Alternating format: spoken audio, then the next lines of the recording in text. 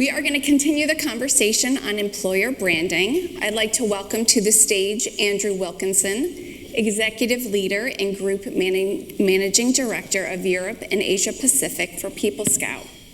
Andrew has spent his entire career in the world of resourcing and recruitment marketing and is an experienced strategic leader working with both clients and the business to drive solutions to key challenges. Please join me in welcoming to the stage Andrew Wilkinson to have a panel on employer branding.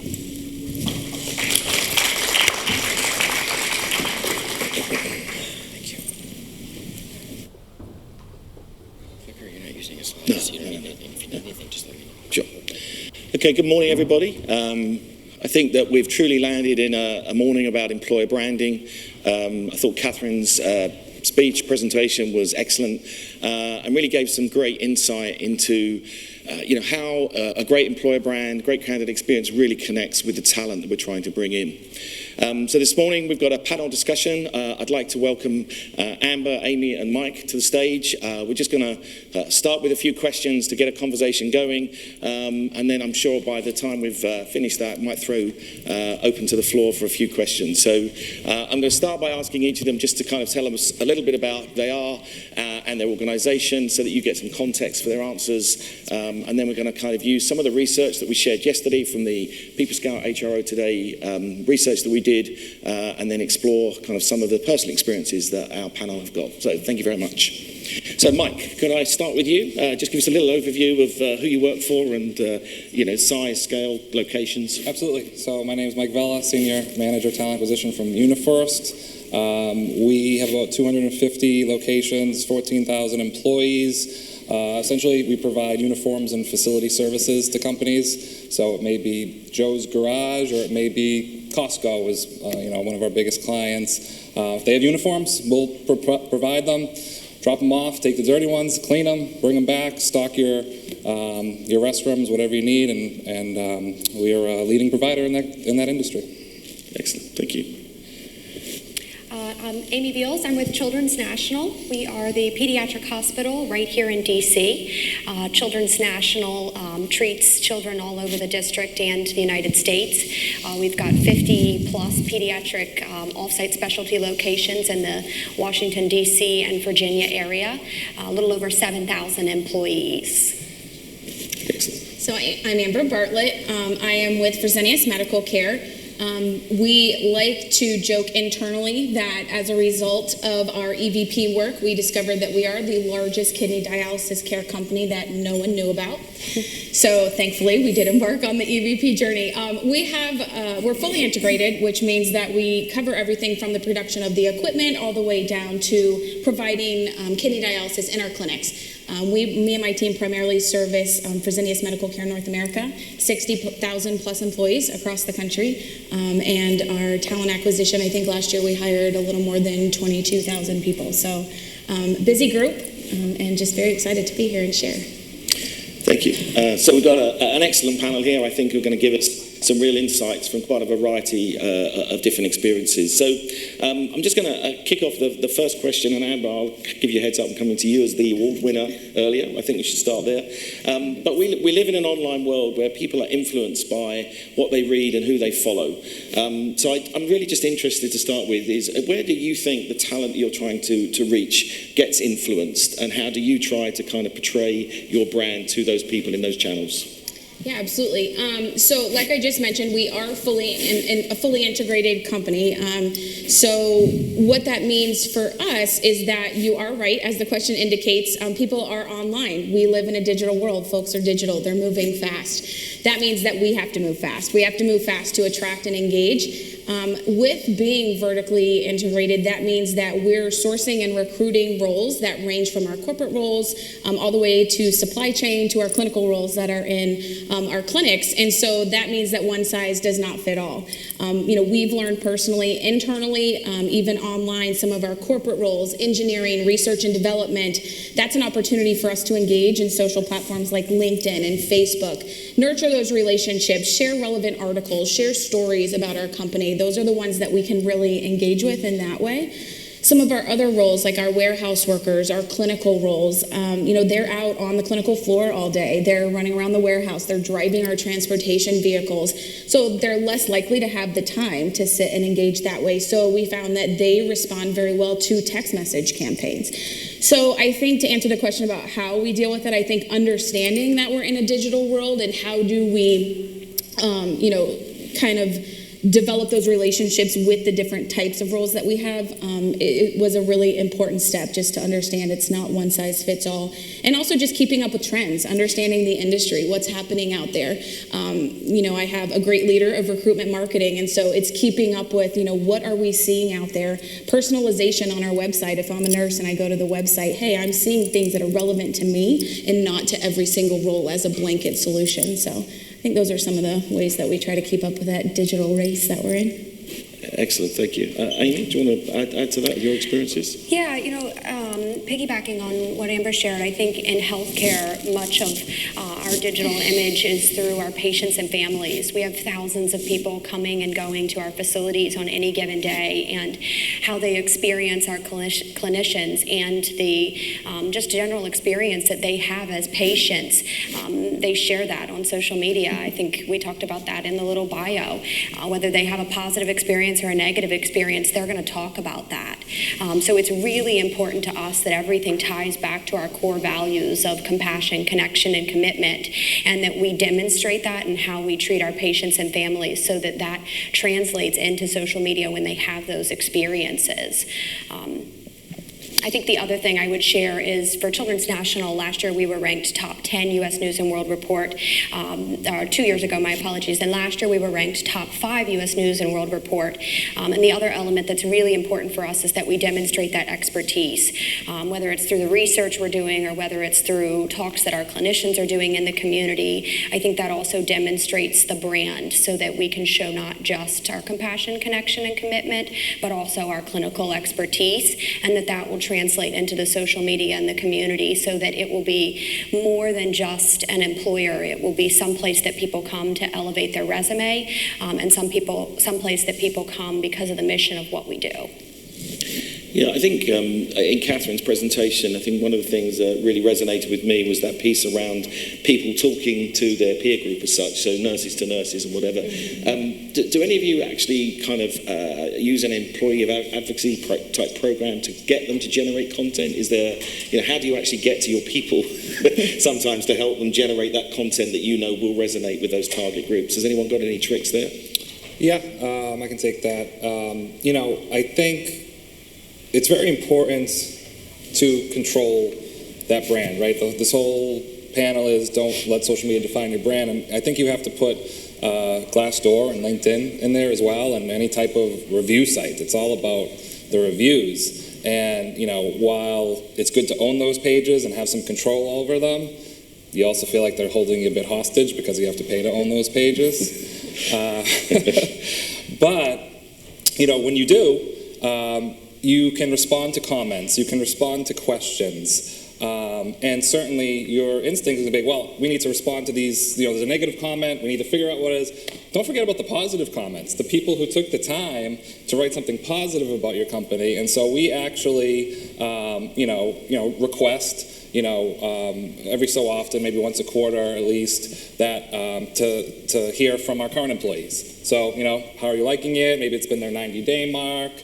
We'd love for you to go on and share your feelings on Glassdoor, and it's absolutely helped our rating. And when we do reviews with them, there's certainly, here's what non-employees are saying, and here's what your current employees are saying, and how do you get that message out? And that's all part of the larger branding strategy, of course. Yeah. We've got a fantastic marketing team, and our campaign is Grow Up Stronger. And they did an initiative where employees could log into our intranet and write what Grow Up Stronger, the slogan was, what is stronger to you? And if they submitted something, we gave them a free t-shirt that had obviously our branding on them. It had what stronger is to them, and then they could wear that through the facility or out into the community, so that we could continue to brand why it was great to work there and why we excel in pediatric healthcare. Yeah, we've done similar. Our marketing group is great about just soliciting constantly those stories, especially in our clinical environment. We're literally dealing with folks' lives on a daily basis. So soliciting those stories about what that means. We also did a great campaign, I think it was last year, around Nurses Week, where we solicited nurses to contribute videos that they submitted to talk about what it means for them to be in our clinics, what their job means, what they get out of it, their mission, their purpose. And that was really successful. We shared it on social media and got some great response. So definitely that employee-generated content, I think, usually resonates. Yeah, and I think, if you look at the title of the panel, it's about don't let social media define your brand. And, I think it's interesting about, how you need to take ownership. I think Mike's observation about the negative comments on Glassdoor is really relevant. I mean, I'm a big fan of TripAdvisor for, hotel choices. And you see that negative comment, and then you see the hotel responded and said, we're really sorry this happened because, and, even though it might be a negative, you actually can see them turning that into a positive. And I think, that's a really valuable piece.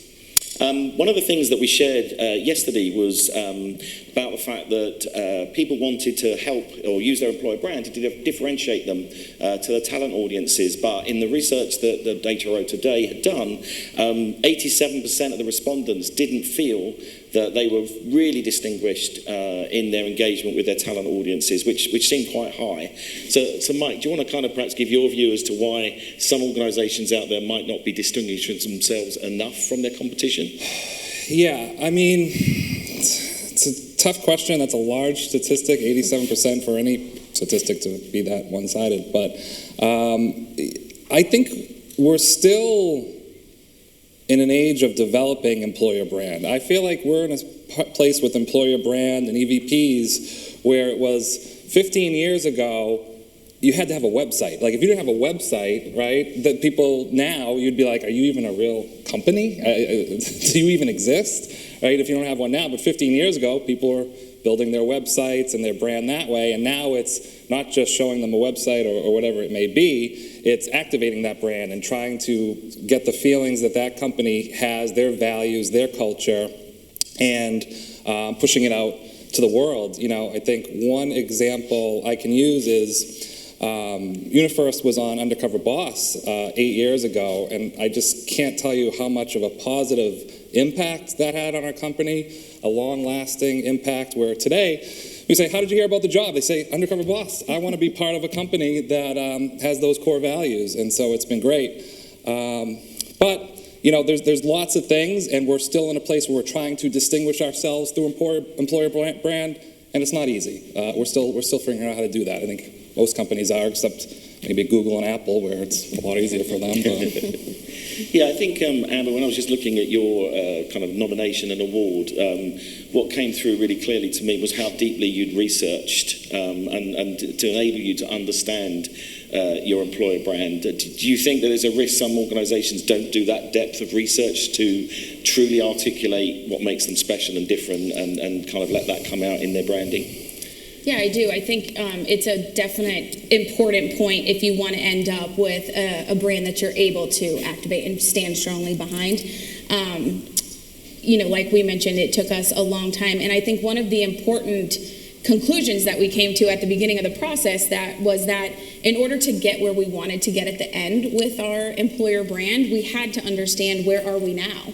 And I think BAE Systems, said it even well when she was talking about, you have to figure out what does the market think about your company now? What do your employees think? What does your current leadership think?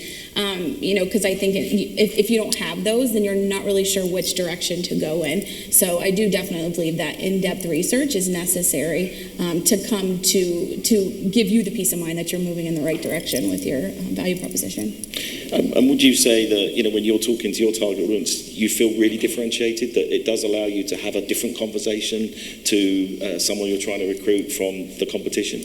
I think it does, because it gives you those data points. That's one of the things that we hear all the time now. I think everybody does. You hear it's anecdotal or it's data-based. And so I think, the anecdotal, you have that with your stories and what your employees are sharing and, those things that you can share at that level. But the data gives you that confidence and gives you the ability to say, there's no argument. This is black and white. This is what we discovered. This is what you shared with us. And so in turn, we feel confident sharing, this is what you're going to get. This is what we can offer you. This is how you're going to be a vital part of our organization, because we did that work up front, so that we're not just spewing what we think. It's not, it's not just opinion. It's not perspective. It's, we did the work to collect that. And anyone else kind of want to add anything to their research that they've done as they established their brand? Yeah, we're going through that now, and we're getting ready to launch our newest employer branding, an EVP, and going through that initial process of talking to possible consultants, vendors to assist with that.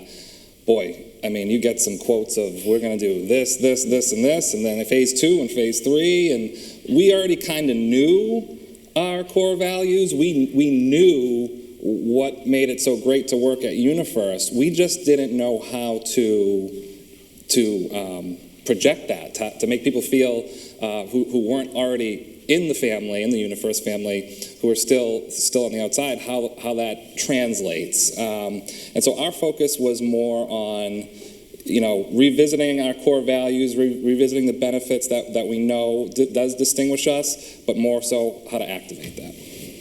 Yeah.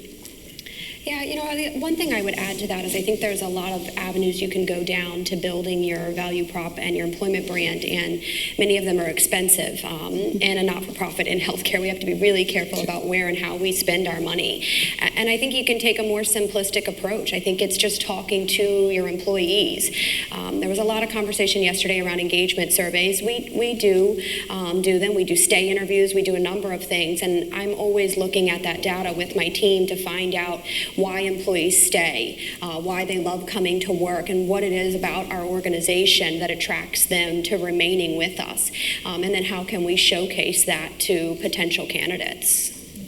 Yeah, and I think, one of the things in employer branding that's really important is authenticity. Because if you go outside to engage with external talent audiences and you make promises and you say this is what we like to work for, and then they arrive and it's not really authentic, then they're going to clearly be challenged by that. And in the research that we presented yesterday, I know that one of the things that those that put a high priority on employer branding really value is how they share their sort of employer brand internally.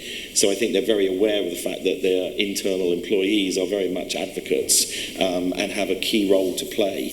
Has anyone got any kind of particularly successful things that they've done to share internally what they feel their employer brand is to amplify that volume as it comes out to the organisation? Anyone got any stories that they can share? I know that's not kind of slightly off piste, but I just think it's that internal advocacy piece seems to be really important. I can share. Okay. Here, let's fight over who gets to answer that. So yes, and that was one of the things that we identified up front, was that it's definitely crucial to get that buy-in and that understanding from your incumbent employees. We always said we don't want to sell our candidates something that they don't feel like they get when they become employees. So it is important to have that seamless experience. Once we had our value proposition and our employer brand kind of solidified, ready to move forward into that activation state, we partnered with a slew of COEs across the company to essentially do that. Here is information and sharing on what our value proposition is, what our employer brand is. Now, how do we start weaving that into the daily lives of our employees that are there, so that when our candidates become employees, that's what they experience? So, for example, we built a new total reward strategy based on our new value proposition and our employer branding. So that was just a way to get it out there. The total reward strategy was new, so it was a new experience and an easy way to kind of embed that value proposition. Again, going around and doing info sessions and strategy sessions with leaders to help them understand this is what we're moving forward with, this is what your candidates are experiencing, so let's start to help your teams and your employees experience that so it's the same when they come in. So those are a couple of the things we did. Yeah, and so like I said, we're getting ready to activate our new branding, and it's been in the process for a while. And actually, in your program for my nomination for the TA Leader of the Ward has our new future branding, which is the I'm kind of a big deal campaign. We really want to make all of our employees feel like they're a big deal. Is that a little pluck in the room? So we're getting ready to activate that, and you're absolutely right, where it has to match what reality is. So I've talked to some executives and say, all right, we're going to say this is kind of a big deal at UniFirst, and they say, well, but it's not. And I say, okay, but they say, but this is, so let's focus on this, and so it matches. And so we had a UniFirst leadership conference back in December, and we did a sneak preview. It was all of our senior leaders from across the country, our general managers, and up at all our plants, and explained to them what an EVP was, why we're doing this, and gave them a little sneak preview to the Big Deal campaign, and that got them really excited. Now, granted, we were hoping to launch it a little sooner, so it's been since December, but they're waiting for it. They want to be able to talk about it and talk about that way, because they couldn't articulate why UniFirst was such a great place to work. And so after you go through the benefits and the pay and all that with the candidate, you could say, and you know what, we make you feel like kind of a big deal around here. And so we did that internally with those leaders to prep them for it. So now when the campaign comes out, they'll be like, oh yeah, I remember this. We've been waiting for this. Amy? You know, I would probably go back to our core values again. We did a lot of work about 2 years ago in developing what those were going to be. You know, I mentioned connection, compassion, commitment, and how we demonstrate that in everything that we do. And I would say it's there, little things like how we start our meetings with highlighting. Every leader across the organization starts their meeting with highlighting ways that their teams demonstrated it. We have a core values award where we give the team who wins our core values award a little bit of funding to do something innovative and exciting that they want to showcase. And you know, the other thought I had, as you mentioned, I believe the stat was 87% of organizations feel that they don't have a distinguished employment brand. I think, you know, pediatric healthcare in general, we're challenged with that as well, because so many people come into the market with competitive compensation, really innovative and unique total rewards packages, and you can't always do that in not-for-profit. So how do you distinguish yourself when you can't use those core themes? And again, for us at Children's National, our core values are the center of everything we do. Our leadership team gets together every 6 months to talk about ways that we can continue to showcase that in what we do internally and what we do externally. They're actually off-site today at a retreat, spending the entire day talking about just that, and that's the core of our employment brand. Yeah, and I think it's interesting because one of the statistics, I can't quite remember the source, but it talks about a well-managed employer brand might often mean that you can offer 10% less in reward to attract them, because as Catherine said in her presentation, that actually reward isn't number one. It was, I think, number three, and that actually, you know, kind of people align to culture, values, and whatever. And if those aren't really well communicated, if they don't understand that actually you're an organisation where they think they'll be a great fit, then actually you do end up by trying to buy them in, and that is both costly and potentially quite short term, because then you end up with the retention piece, which they're not really aligned. Therefore, they come and work for you, and after a while, they kind of go, "This isn't great. I'm gonna look elsewhere." So, you know, I think that element of engagement with employees and kind of making it real does mean that you can avoid that kind of pure compensation-based hiring. One of the kind of pieces that came out again in the research, which I thought was interesting, was that the organisations that prioritise employer branding seem to have a really close link between talent acquisition, HR, and marketing.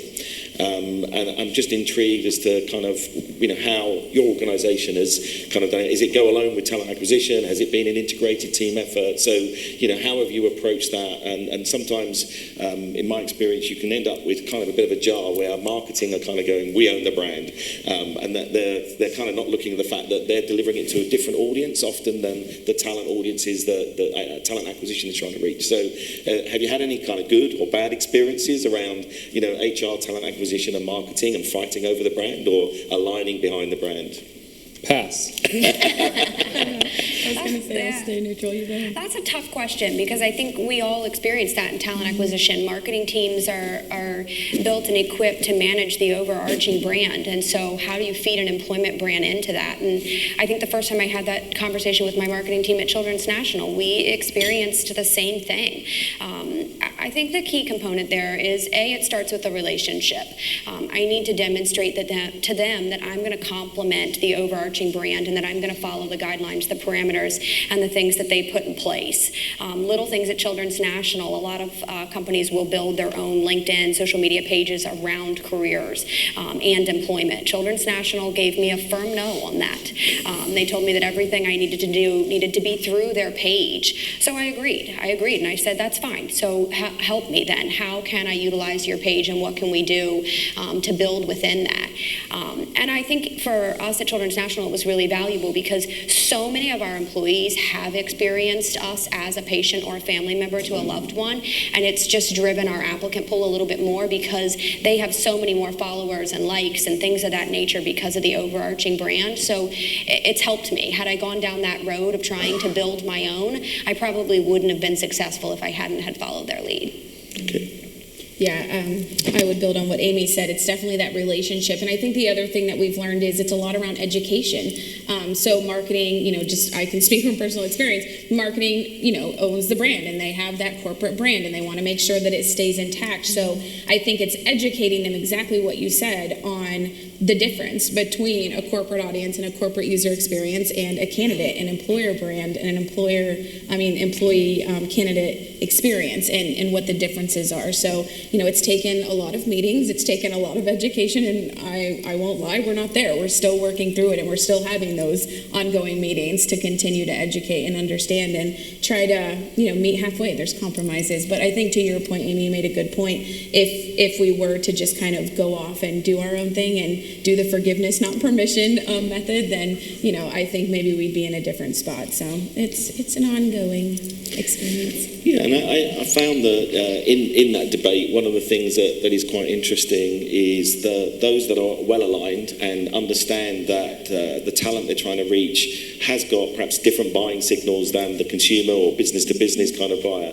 They've allowed the channel to kind of share those messages. I think where organizations have found it more difficult is when marketing kind of block anything that helps with what I would call job-related content or talent-related content. Then that great big channel which is out there where people kind of come and do engage, you can't deliver any content that's relevant, and that's become really hard for organizations. Well, I just say hockey is a sport, basketball is a sport, but you don't play them the same way.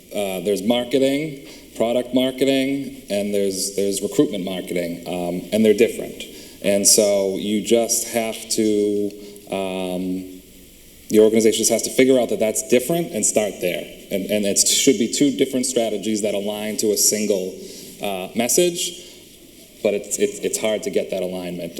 Like you said, this whole employer brand thing, we're still in development phases. Only the biggest, most consumer recognized ones are really, really the strong ones. We're all still trying to figure it out, no matter how big or small, unless you're one of the consumer monsters companies. Yeah, and I think again when I was kind of reviewing the research, one of the things that came out was that those organizations where they see employer branding as a high priority appear to have a separate budget for employer brand.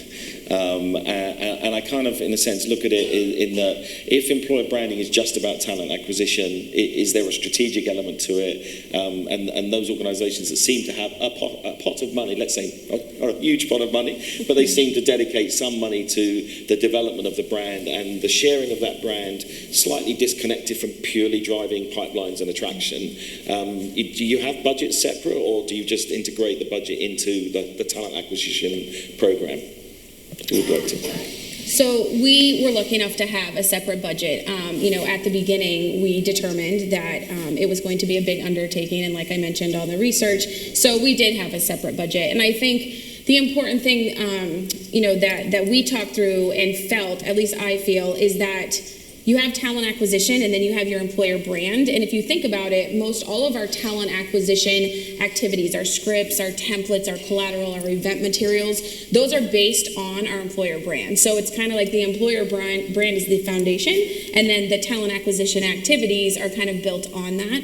And so, I feel like, Amy, as you said, I don't feel like a separate budget is a necessity to get started on a value proposition or employer brand. We were just lucky enough to have have a separate budget. So it allowed us to dive in, to that research and really understand and then activate a lot of things faster. So I would say it was helpful, and I'm glad that we had that. But I think Amy made a great point. Every organization and every environment is going to be different. And I think someone in one of the presentations yesterday was talking about, don't just sit still and try to boil the ocean all at one time. Take the steps that you can and take the money that they'll give you. Make sure you take it, whatever they'll give you, and just start where you can. Anyone separate budget or integrated budget? I'd say it's integrated. We're still trying to figure out it, right? As we went through this process, like I said, we tried to figure out how much are we going to need to activate this. And, we've talked about that, and there's a lot of things you can do. And our media agent would say, well, let's talk about the pricing. Let's talk about the pricing. Social media, this, that. We got to activate it. And I said, you know what? I just want to get the messaging right first, because that's the most important thing. But again, I keep saying this. We're still figuring it out, I think. Amy, do you have a separate budget or integrated? I've mentioned a couple of times not-for-profit over here, okay. so. Integrated budget then. But what I would say, though, is that was also one of the drivers for why I needed a partnership with my marketing team. They had a significant budget, and now they'll communicate with me when they're running campaigns, running banner ads, doing things of that nature, and if I can add an element that relates to our career opportunities, they'll always include me so I can do that. Today we have separate funding, but I think we partner well in that I'm able to take advantage of some of their funding as well. Yeah, and I mean, it's true. Only 1 in 5 of those that participated in the research had a separate budget, so I don't think it's unusual. And I think part of the challenge is sometimes to do some of that more strategic content creation, the kind of that maybe is a kind of slightly higher priced end, but actually doesn't necessarily drive individual applicants to individual roles, which is kind of where sometimes people go, all the money has to go to building talent pipelines. It's all about attraction, but actually some of that great content that maybe you can put on a careers website, requires a little bit of budget. Longer term, it will really perhaps tell the story really well, but short term, then it's kind of not quite the same. So I think that's always a challenge. I'm just conscious that you're all sitting here not participating, so as we kind of slightly use up our time, I just thought I'd see if anyone from the floor had any questions, observations. If you put your hand up, someone will run around with a mic and...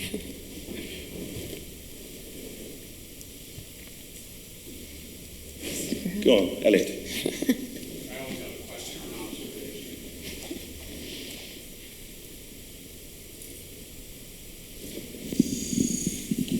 So I'll ask a question that's a little controversial, if you will. I was at Penn State's graduation. The son of a friend of mine was graduating from their business school. And I wound up in a room with 19 graduates of Penn State's business school, which is actually a pretty good one. And they were asking me whether Wharton was really harder, which, I told them probably not, but it's more expensive. And then the second question they asked me was about, now of this group of 19, there were actually 20 of them, 19 had jobs. And I asked them what they had experienced in their interviewing process. And what they said was that they had interviewed with companies and then got warnings about what it was really like to work there. 9 of them said this. So out of the 19 of them that had jobs, 9 of them said that they had been warned during their interviewing process that the employment branding information they'd received was not authentic. So I'm just wondering what your experience are, because you guys have actually talked about it. I think Mike said something about the difference between marketing and employment branding. And I think that's a really, really important point that he made. But what can you tell the folks in the audience, advise them about making sure that the brand actually represents the reality? Because it was very clear that while they had taken jobs with some of the companies, of those 9 that said that they had been warned, 4 of them had turned down jobs with the companies after the warning and gone to alternatives because they felt like they were being misled. So this employment branding thing is a bit of a double-edged sword. You've got to do it really, really well. But if the perception of the candidate is that you're being unauthentic, and particularly and I think Catherine will probably, agree with this based on the data that she's got, that lack of authenticity will backfire big time. So what do you do, and you're all going through this process right now, to really make sure that you're representing reality and authenticity? Yeah, it's a great point. 250 locations at UniFirst, right? And we're trying to get a message across. We're trying to drive a culture, but sometimes no matter what, you're still going to have some of those locations or potential leadership at that locations that just aren't getting the message, or they just don't want to get the message. They've done it this way for so many years, and this location is profitable. So that's cute what you're doing, HR, but this is working over here. So we're good. How do you combat that? You get everybody else in at the party. You get everybody else partying and talking about the culture and the brand, and then you hope that trickles down.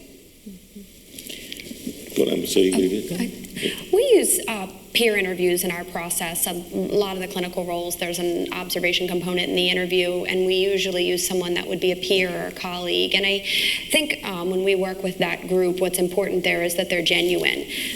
Everything about joining Children's National, unfortunately, isn't going to be fantastic. So, we try to share the elements with them, I think, that will motivate them to join us, but we try to share the elements that we know are less than favorable. Parking's a great example for us. We're in the district. It's not good, and we know that. You can't spend that. Yeah, I think that's why it's important to recognize that's a perfect example of why you have an external strategy and you have an internal strategy, and you have activations in both, because exactly like you said, Michael. I mean, we have 2,500 dialysis clinics across the country, so they all have their own unique environment, their own unique culture, and so I think culture also is not something that we can sit in HR and control, and we know that. But the best thing that we can do is start to activate that and start to share it. And just like Michael said, those that are the right fit for the organization are going to jump on board, and they're going to be your champions, and they're going to be the grassroots pushers of what we're trying to get across, and it's kind of like they say, the cream will rise to the top and the rest will kind of fall out. It's not something that will happen overnight.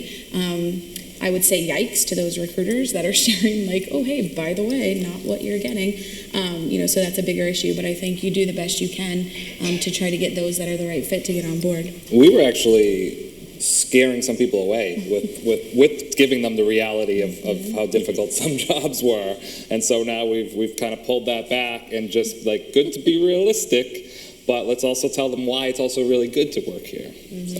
Yeah, and I think there's all that work that's done kind of in terms of taking the employer brand out to talent audiences, sharing content, kind of peer-to-peer sharing of stories and the authenticity, all of which is good in what I would call starting to get people in the top of the funnel.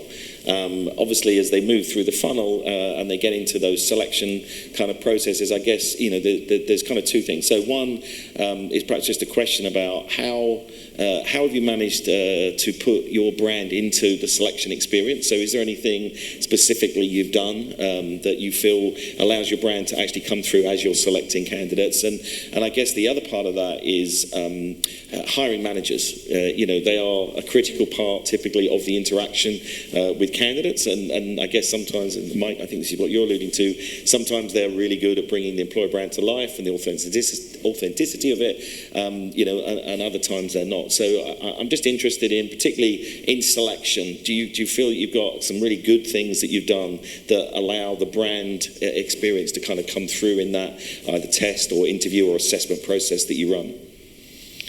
I can share a story. So, one of the things you mentioned research earlier, and I saw some research the advisory board did about the strength of your employment brand is higher if you can actually select individuals out of your organization and reduce your applicant volume based off of those that don't align.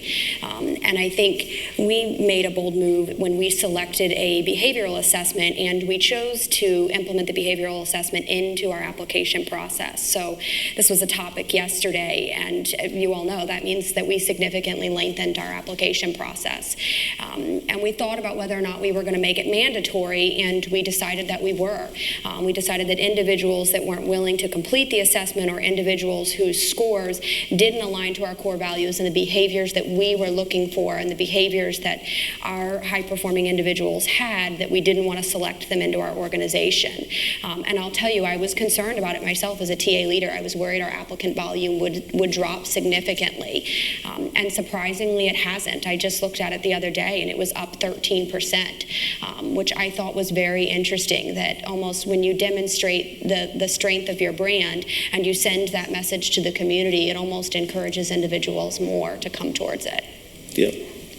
Yeah, we did the exact same thing. So I was going to share the same story that Amy did, but we did the same thing. And I think it is important. Sometimes we think whether it's, you see the bounce rate on your website drop, or you see, the applications drop, you do have to understand that deselection process sometimes will benefit you in the end. The important thing to remember is that you want the right fit talent. You want those that are going to be successful in your organization. So like Michael said, sharing that right balance of, here is why you want to work here, here's where you fit into the organization, as well as, it's not all ponies and rainbows every day. There's going to be tough aspects of it.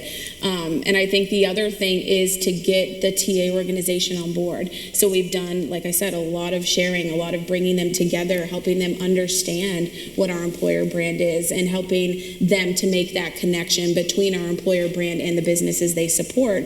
They have interactions daily. Our recruiters and our TA managers are working with our hiring managers and our hiring leaders, so they have that direct connection. As long as they are able to understand and kind of sell that employer brand, they have that connection, and then from there it starts to trickle down. So those are a couple of things that we've done. Yeah, I think that's really interesting. I think Amy, I really enjoyed that point about the kind of fear of putting an obstacle in the way. But if we think about employer brand and it being authentic, then that means you have to say exactly what it's like, and really deliver the kind of the good news and the bad news. A brief story that I just shared with you is a client of ours was British Airways, and British Airways are inundated with flight crew applicants. I mean, you just cannot imagine the glamour appearing of kind of working for British Airways and flying all over the world. Just means that they put a attraction campaign out there, and they are inundated with applications. And the problem was that they were losing significantly high numbers of people at the end of the process, because when they sat face to face with these applicants and they said, well, you do realize that we have a schedule, and that will mean Christmas, that will mean birthdays, that will mean all sorts of family occasions. You might not be able to be there because once your schedule's fixed, you can't just change it. And there was kind of a number of points where at the end of that process they were losing these applicants, and so after all the hard work of taking them through a number of different stages, that was kind of what they were experiencing. And what we did was we built a kind of situational judgment testing right at the beginning of the application, and it was a series of little video stories around flight crew. So they were all dressed in their uniform, ready to kind of go, and they were having an interaction with a family member, and it was talking about that they were about to miss some family event, or they were having to get up at 2:00 in the morning to get to the airport to get on, to be on their schedule on time. And it wasn't actually a deselection process. So they went through the different tests. They kind of asked then at the end of it, how would you feel about that? And if they answered more than two where they didn't quite like it, then the question was put back to them, do you think this is something that you really want to apply for? Because the reality of flight crew with British Airways means these are things that you will experience. Not might, you will experience. And it did. It kind of took out a whole number of people that were just about to go in the top of that funnel and take a lot of investment of time, and actually got them to deselect themselves. So I think, if it's honest, if it's authentic, but actually it deselects the right people, because this isn't about let's sell everyone that we're a great company or great organization. This is, how do you find people that genuinely fit, and they're going to come in, they're aligned to the culture and the values of the organization. So, I think if it's done for the right reasons, as clearly you were, then I think that's a really kind of valid addition to the selection process. So, yeah. I'm conscious we're very nearly out of time. So before we finish, is there one more question from the floor?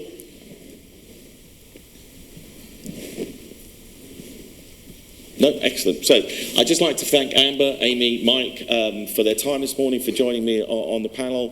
Hope you've enjoyed the dialogue, some of the answers being given, and enjoy the rest of your morning. Thank you very much.